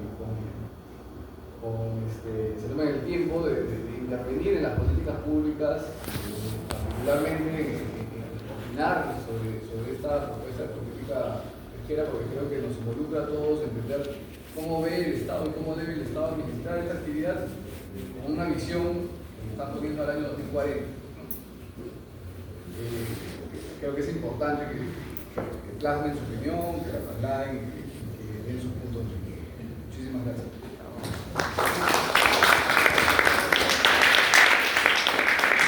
Gracias. A continuación, el doctor Francisco Miranda. Bueno, me toca cerrar y quiero contestar la pregunta que se ha hecho, pero primero quisiera hacer algunas observaciones puntuales. La palabra ingeniero viene de ingenio. Por tanto, estamos en un núcleo académico donde nosotros no solamente debemos conocer los problemas, sino que debemos ser capaces de plantear soluciones. Y en ese sentido, yo siempre quiero ir un poco más allá de la ley. Y como he dicho, la ley no está escrita en piedra. La ley tiene que adaptarse, o la normativa tiene que adaptarse, y es algo que digo constantemente a los abogados porque me invitan a conferencias en la Universidad de Lima, Derecho Legal, Pesquero, etc. Y constantemente digo esto: si ustedes no conocen cómo es el mar, ¿cómo van a regular el mar? Y esto hace que allá tengamos lo que hemos tenido, o sea, áreas naturales protegidas que se han hecho con muy buena voluntad, con muy buenos estudios, pero que hoy día yo pienso tienen que revisarse. Y no hablo porque se me ocurre, como les he dicho hoy día en la mañana, he hecho una explicación del trabajo que ha hecho ANE, sobre todo con la pesca Photosur, que es una herramienta de ciencia ciudadana que hemos estado trabajando para fotografiar los fondos y los bordes costeros desde Tacna hasta Tumbes. Y con buzos hemos hecho una guía fotográfica de especies que está ya plasmada en libros, que mejora de alguna manera la perspectiva que nos da el IMARPE de especies dibujadas, muy lindos dibujos, o especies que eran fotografiadas sobre las bandejas de un laboratorio, y yo hoy día puedo, gracias a los buzos voluntarios que colaboran con nosotros, podemos fotografiar a las especies vivas en su hábitat, y mostrarle a los peruanos que bajo las olas hay más que simplemente mar, mucho más. Hemos aprendido que la zona mínima de oxígeno en el Perú fluctúa entre los 40 metros de profundidad y 30 metros de profundidad. Hemos aprendido que la zona de luz llega hasta los 80 metros de profundidad. Hemos aprendido que los fondos rocosos cavernosos y los fondos rocosos planos y la desembocadura de los ríos son lo que genera la mayor biodiversidad en el borde costero. Hemos aprendido que no solo debemos establecer normas de distancia pragmáticas, sino también normas que se regulen de acuerdo a la profundidad, porque esto es muy importante. Y aquí yo quiero hacer un acápite y de alguna manera, si me permite, ingeniero, hacer una observación respecto a la pesca artesanal. Nosotros objetamos la definición de la pesca artesanal que existe actualmente, porque esa definición habla del instrumento y no del ecosistema. Dice, para ser pescador artesanal se necesita tener un barco de 32.6 metros cúbicos de capacidad de bodega, predominio del uso manual y una eslora de 15 metros. Pero dentro de esa definición hay tres grupos de pescadores artesanales: el pescador artesanal de orilla, el pescador de bolichito y el pescador costero y periquero, que, si yo no me equivoco, es la mayoría. Representa prácticamente un 60% de este grupo de la pesca artesanal. Para mí, ese pescador debería tener otra visión, porque estamos compitiendo con flotas extranjeras, pero no es el tema del día de hoy. Esta visión permite que nosotros nos centremos en el pescador artesanal de orilla, que es el que interviene históricamente, como el ingeniero ha explicado, en las áreas marinas protegidas, con un derecho de propiedad, digamos, sobre un área de mar que le da ese predominio ancestral de la pesca. De la misma manera establece, si no me equivoco, dentro de un concepto legal, una norma que quien tiene historia de pesca pues tiene derecho de pesca. Bajo este concepto se establecieron las cuotas de la pesca industrial. Y las cuotas de la pesca industrial nos han demostrado en los últimos años que ese derecho de propiedad y de distribución ha permitido tener eficiencia en las capturas y ha tenido un excelente resultado en la preservación del recurso de la anchoveta. Pero hay cosas que muchas personas no dicen, y es que desde que se comenzó con ese trabajo, no solamente con las cuotas, sino con el control satelital y todo, las especies del mar peruano han venido recuperándose de manera simbólica. Y yo tampoco hablo porque se me ocurre. Yo hace algunos años atrás buceaba y encontraba una menor población de aves, una menor población de lobos, una menor población de diferentes tipos de especies. Hoy día la biodiversidad se ha ampliado. Hay gran cantidad de lobos, tantos que ya no se pueden bucear, hay tantas aves que es increíble, y hay vuelto especies que prácticamente habían desaparecido. Juré, caballa, bonito. Por ahí hablaban algunos que había desaparecido la pota el año pasado, me insultaron, me dijeron de todo. Y ahora la pota se va. Pero bueno, vamos al punto de que eso es también parte de la recuperación de la anchoveta.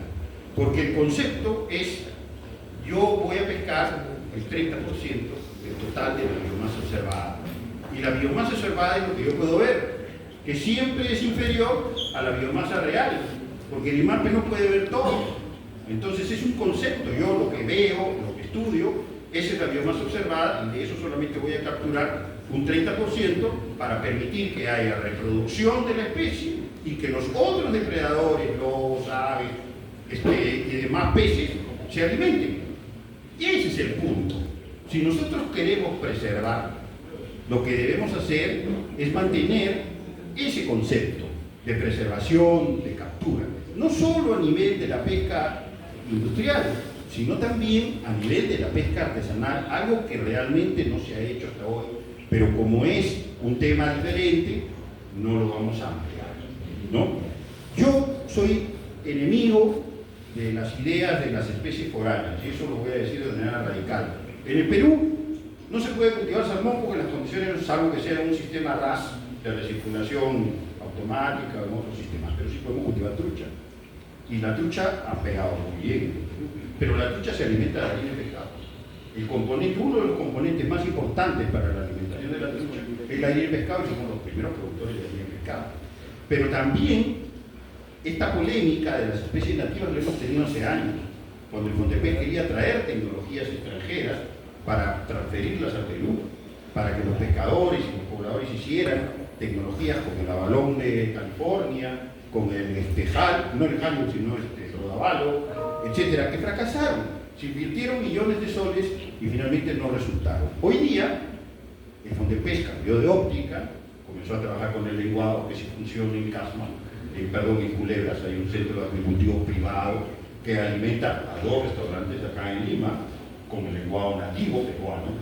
Existe el cultivo de sardina, de corvina, que lo hace Fondepes, el Morro Sama, y nosotros con el CITE Pesquera hemos impulsado un trabajo, también con apoyo de la Sociedad Nacional de Pesquería, para que la corvina se pueda engordar por asociaciones de pescadores artesanales, y ha funcionado. Y también se está trabajando mucho con la chita, y hay muchísimas especies que están dentro de este borde costero, como el oro, como el fortuno, como el mero, que son especies que ni siquiera conocemos su periodo de reproducción, su biomasa, y que es el terreno que estos ingenieros pesqueros, futuros ingenieros pesqueros, tienen que tocar, y en el que tienen que entrar, en el que tienen que plantear soluciones.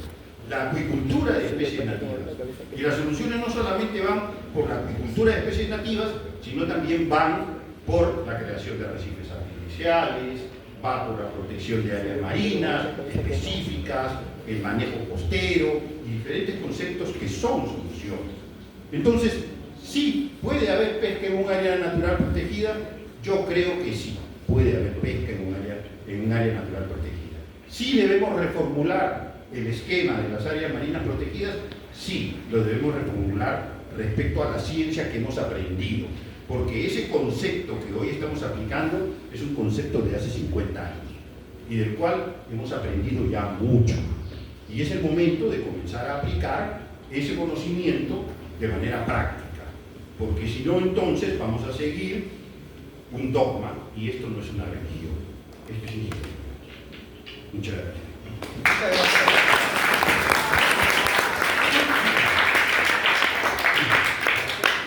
Quiero la participación del doctor Enrique García. Muchas gracias. Muy rápido y directo. Las normas legales evolucionan como evoluciona la sociedad y evoluciona la naturaleza. No pueden quedarse anquilosadas. Una norma legal que funciona es una norma legal que se adapta a la realidad. Una norma legal que no funciona es una norma que debe ser reemplazada, mejorada o eliminada. Es correcto, creo yo, la evaluación que se ha hecho en este panel respecto de las virtudes y los defectos del sistema regulatorio en materia de pesca. Soy partícipe, comparto la opinión de quienes creen que debe haber participación o actividad industrial en las áreas protegidas, naturalmente con las instituciones correctas para evitar que haya, ¿no es cierto?, alguna actividad que cause un perjuicio. Pero creo que es indispensable dar un paso más allá. Escuchar una intervención tan vibrante como la de Francisco, que nos explica todas las posibilidades futuras que tiene la actividad pesquera en el Perú y cómo los recursos pueden ser desarrollados exitosamente. Es para una persona como yo, que no vengo del mundo de la actividad pesquera, sino del mundo del derecho, un elemento de convicción, como decimos los abogados, adicional, que nos debe ilustrar y nos debe inspirar a todos para seguir en este debate tan apasionante. La pesca en el Perú no es solamente una actividad económica, forma parte de nuestra cultura, forma parte de nuestra historia, forma parte de nuestra manera de ser. Un Perú sin pesca es inconcebible, un Perú sin mar es inconcebible. En esa tarea y en esa obligación creo que debemos encontrarnos nuevamente muchas veces. Ustedes como estudiosos del mar, como estudiosos de sus problemas, estudiantes, profesores, autoridades, y nosotros de otras disciplinas y de otras áreas en aquello que podamos ayudar a potenciar y a mejorar. Aprovecho nuevamente la oportunidad para reiterar mi agradecimiento a la Facultad por esta invitación y a invitarlos muy vivamente a que continúen con este debate. No se queden ahí, sigan con este debate que es realmente muy apasionante. Muchas gracias.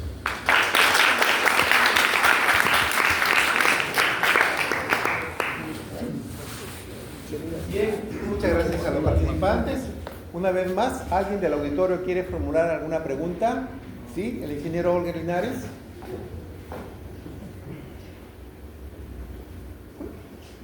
Ya, ok, puede venir. Adelante, ingeniero Olga Linares. El ingeniero Olga Linares es ingeniero pesquero egresado de esta casa de estudios. Adelante, ingeniero. Gracias. No me queda muy claro esto de la pesca en las zonas protegidas, etc. Hay muchos estudios, por citar solamente uno. Yo he trabajado como experto en la FAO. Por ejemplo, las ballenas, cuando hacen un excremento que no es pequeñito, cerca de las islas, fertilizan. Es un gran componente ecológico en el mar. Ahora dirán, pues, una anchoveta o esas cositas no hace nada, pero la biomasa de las anchoetas de la anchoveta es mucho más interesante, más grande que el de las ballenas. Entonces la preocupación es que desde hace 60 años estamos pescando anchoveta. Es un pez forraje y ni siquiera la pescamos para alimentar a la población local. Si fuese, digamos, cortarla para alimentar a los africanos, caramba, qué interesante. Pero no, la sacamos para darlos a los animales. Y ahí ustedes saben que se va perdiendo la producción. 10 kilos de anchoveta hacen 1 kilo de peces de consumo, etc. Entonces, ese es el asunto. Por el principio, esto es la primera ley de la termodinámica, la energía no se crea ni desaparece, ¿no? Solo se transforma. Entonces, y siendo la materia en la que ligada a la energía, o sea, la energía bien concentrada, entonces nosotros estamos sacando las anchovetas, y yo no conozco ningún país en el mundo que se desarrolle exportando materias primas, que se haya desarrollado. El problema es mucho más grande que eso. Y me temo que con las décadas, eso no se ve bueno, estamos debilitando, afectando al extraer toda esta masa, al extraer y llevarla al exterior, estamos deteriorando el mar peruano. Eso es algo que me gustaría ver, y con una pesca indiscriminada. O sea, ya hay muchas ventajas, y si se va a seguir extrayendo, hay que mirar eso muy de cerca. Como dicen, si la pesquería o la pesca huele mal, no es culpa de los pescados. Gracias. Gracias, ingeniero Linares. Sí, no pregunta, sino ha comentado su punto de vista. Pero podemos, Sí, claro, breve, con todo el tiempo. Sí, con gusto. Ingeniero, ¿cómo está? Muy buenas noches. Hablar de anchoveta para consumo humano directo es un tema serio, con el que yo estoy completamente de acuerdo. Pero para hablar de anchoveta de consumo humano directo, yo tengo que tener una embarcación que sea capaz de traer un producto fresco, que yo lo pueda procesar en conserva, en congelado o en cualquier producto para consumo humano directo.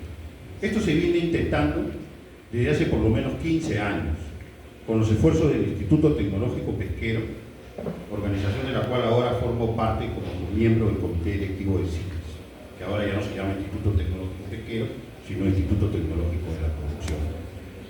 No hemos llegado a producir más de 150.000 toneladas de anchoveta para consumo humano directo, con todos los esfuerzos que se han hecho en los últimos años. Por mí, hiciéramos 2,5 millones de toneladas de anchoveta para consumo humano directo, sería fantástico, pero no se puede, porque igual haríamos harina de pescado.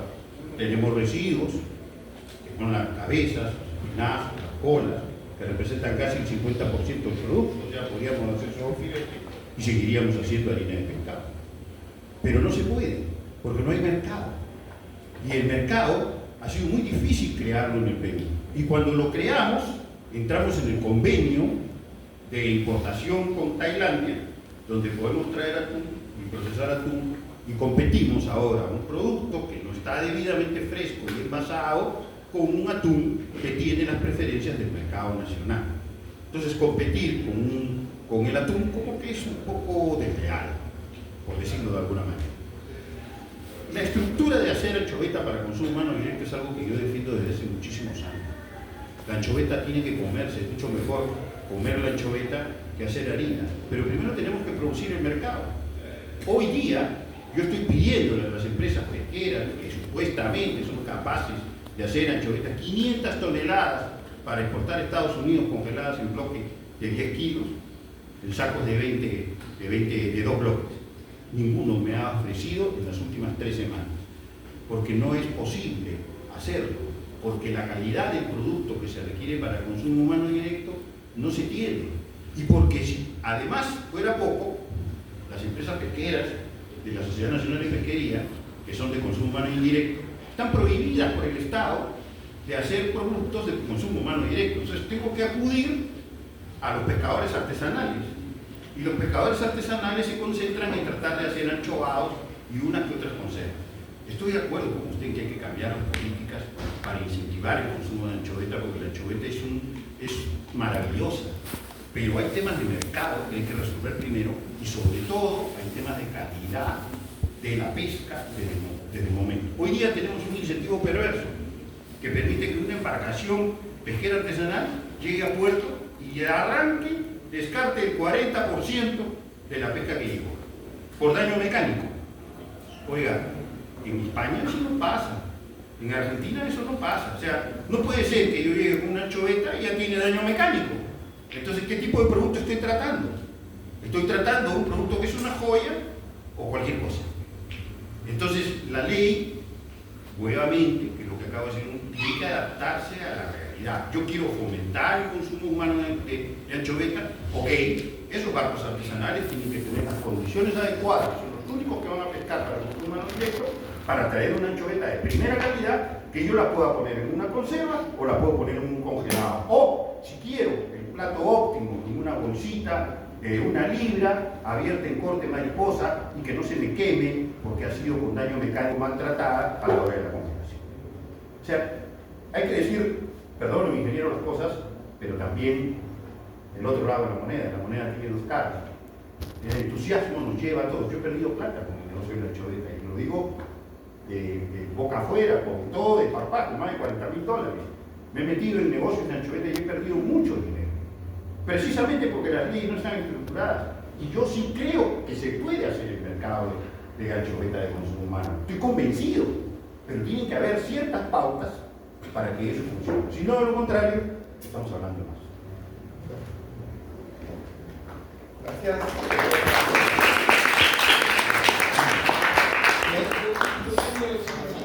Adelante, doctor.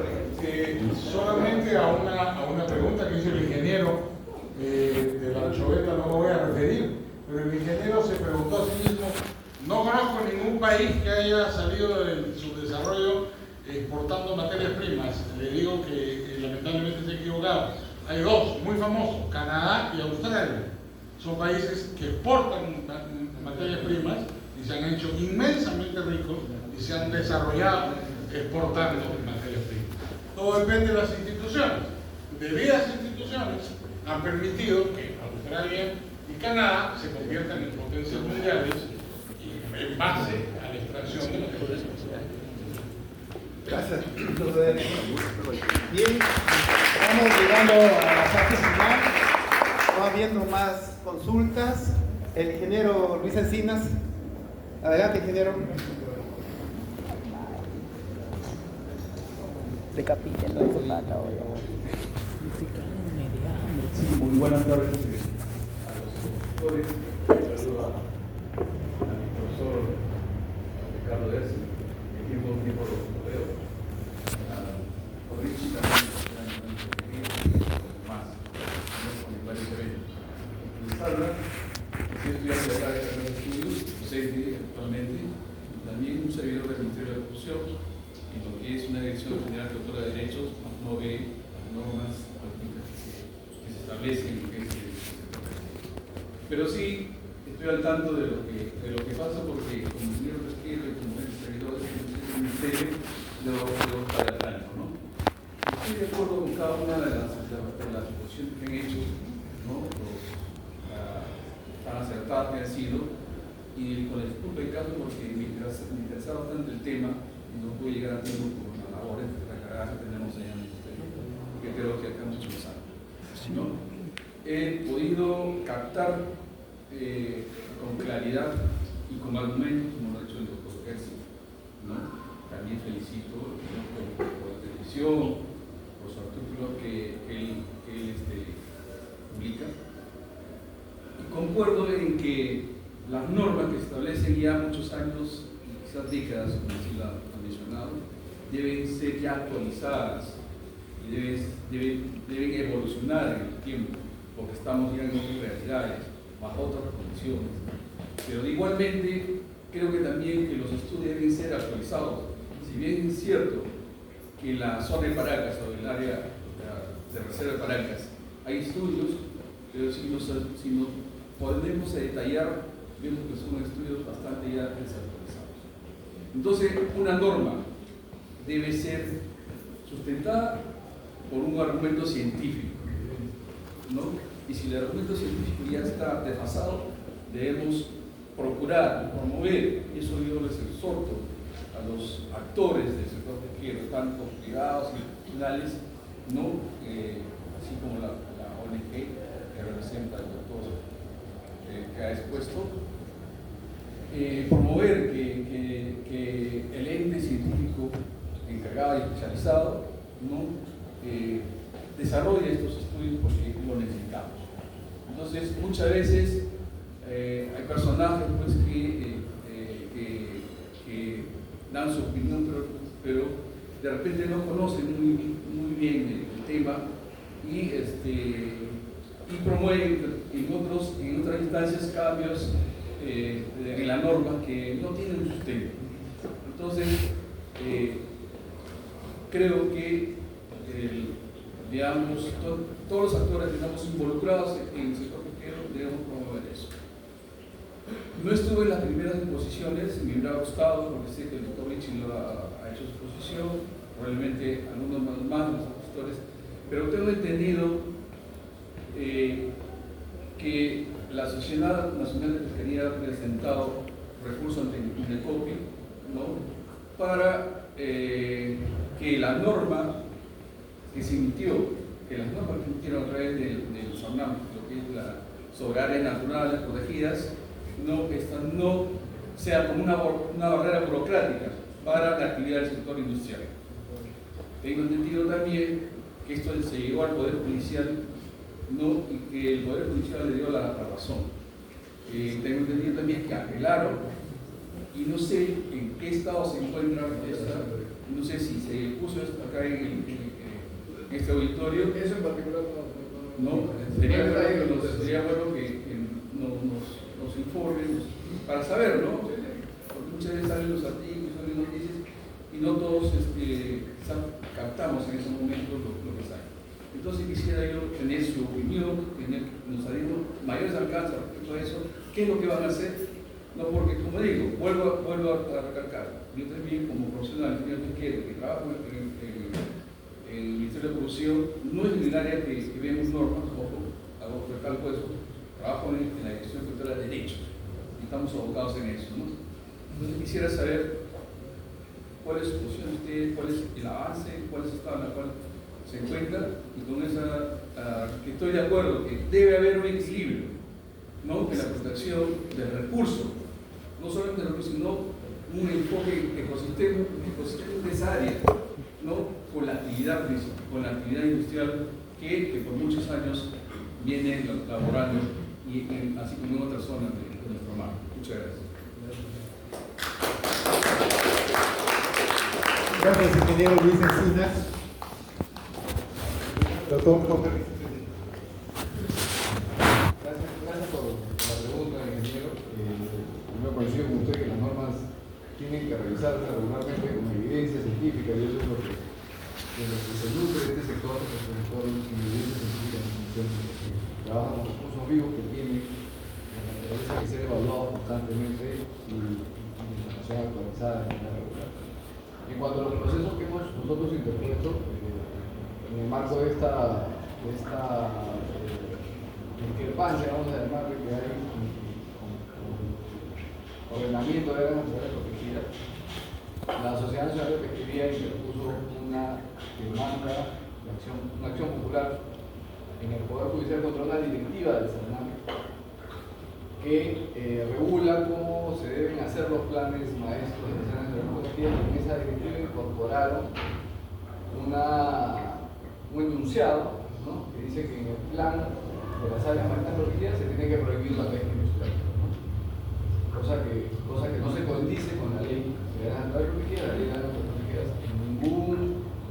en una parte, en un postulado, en articulado de la norma, establece ninguna prohibición ni restricción de derechos. Lo que establece es la capacidad de modular el ejercicio de esos derechos dentro de las áreas naturales protegidas, y eso nadie lo niega, nosotros no lo cuestionamos.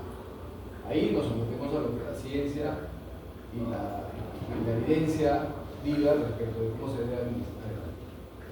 Ese proceso efectivamente no fue favorable para nosotros en primera instancia, que ya está en segunda instancia pendiente de resolver.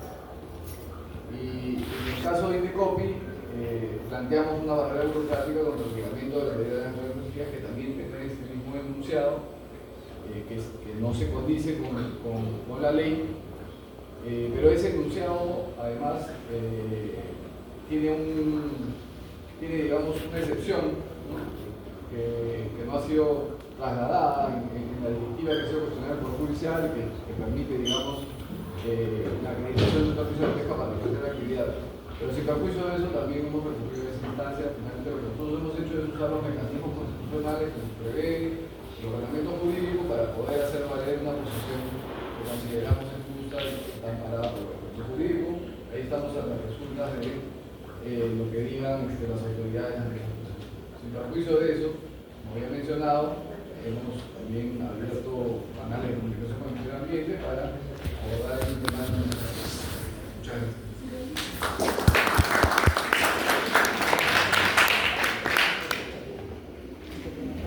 Gracias, doctor Cotoricillo.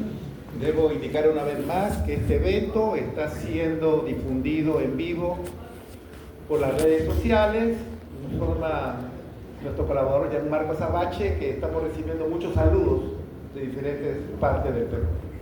Bien, ya para concluir este importante foro, debo señalar que, como lo dije hace unos minutos, somos un país megadiverso, diversidad de climas, de 104 zonas de vida en el mundo, el Perú tiene 84, y también decir que Perú es un país pesquero. Tenemos una intensa franja del litoral peruano, de Tumbes a Tacna, más de 3.000 kilómetros, 200 millas marinas, y muchas especies en el mar que dan origen a una pesca de consumo humano directo y de consumo humano indirecto.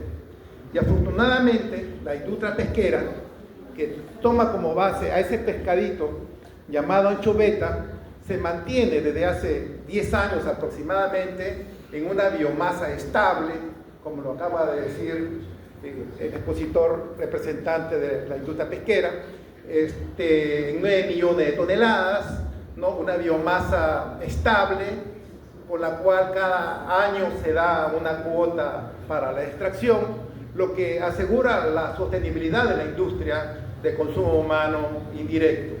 Y de la directo, bueno, tiene su propia legislación, ¿verdad?